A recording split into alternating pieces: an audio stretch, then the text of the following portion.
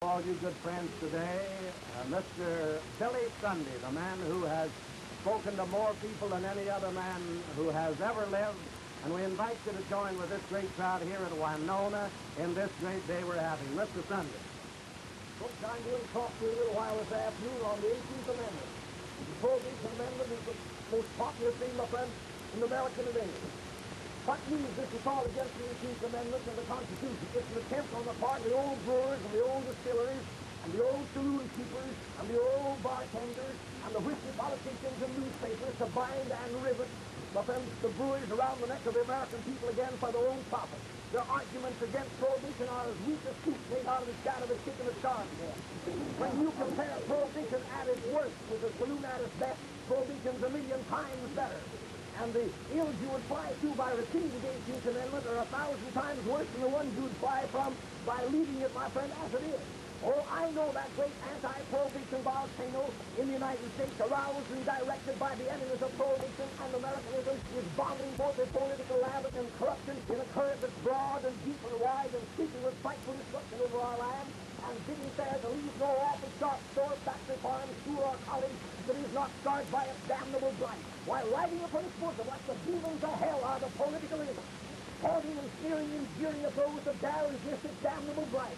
I may be crushed by it, but bow to it I never will. Oh, history tells us many free countries have lost their liberty. America may lose hers. If she does, my proudest boast will be not that I was the last to desert it, but that I never deserted it. There's no neutral ground in this track. It's war to the knife and knife to the hilt. I absolutely refuse to vote for any man, for mayor, for governor, for representative, for senator, or for president, who is hostile to and will not openly support the 18th Amendment or all other amendments, no matter what political party.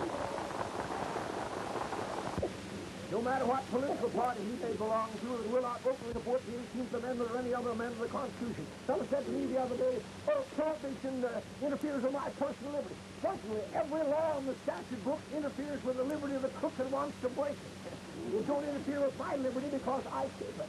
The shepherd tears the teeth of the wolf away from the throat of the sheep for which the sheep is thankful. And then the wolf complains against the shepherd for interfering with his personal liberty. Another said to me the other day, oh, prohibition is responsible for the depression. Oh, it's worldwide. Then if it's worldwide, what caused it in the other nations? What causes the depression in Germany? What causes it in England, where they've had 3 million men on dole ever since the war, and America's the only dry nation in the world? It's because the world is an inheritance from the war. That's why. Fellow said to me, oh, prohibition makes bootleggers and rum runners and moonshiners. Oh, we had bootleggers and moonshiners when we were under the British flag. For 155 years, the stars and stripes have waved over America. We've had bootleggers and we have them now. Like a fellow wrote to a doctor and said, dear doctor, I had a wart on my face and weighed 1.5 pounds. After taking 12 bottles of your medicine, my face is gone, but the wart is there yet. Well, the saloons are gone, the brewers are gone, the distillers are gone, but the bootlegger and the moonshiner, my friend, he's here yet in this thing. Fellas say, well, we're drinking more whiskey and poison whiskey.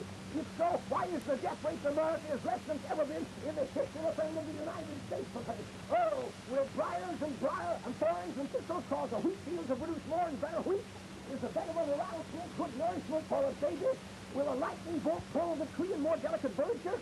Is fire good, my friend, to increase the aroma and the beauty, my friend, of the rose? Fellow said to me, well, they don't keep it, we'll repeal it. All right, then repeal the 18th of the 10 Commandments. They don't keep the 10 Commandments. They lie, they steal, they commit adultery, they murder, and yet you know without the 10 Commandments there'd be no civilization. You know that society and civilization rests on morals. Morals rest on religion. Religion rests on faith in God and in Jesus Christ.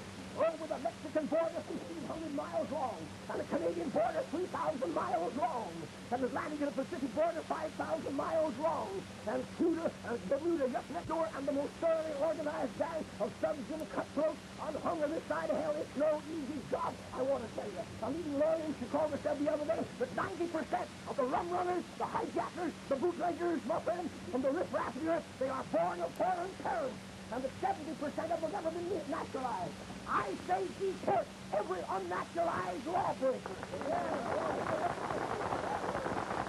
I say take away the citizenship papers from every man that's been naturalized when he shows himself a crook And on second offense, she quotes him also. America's going to be run by Americans, cost what it will. And whenever a man, I accept, my friend, and stand with open arms, welcome any man from any country. But when they leave the foreign land and come to America to build homes and rear their families and live under the protecting folds of the Stars and Stripes, they alter themselves in the land of their adoption. They leave their cabin of Arabian ideas back across to see where they came from. America is no place for a dissenter to live in. And there's no place beneath the Stars and Stripes for the arm that will not be taken and forever from the heart that doesn't love it in the world. No.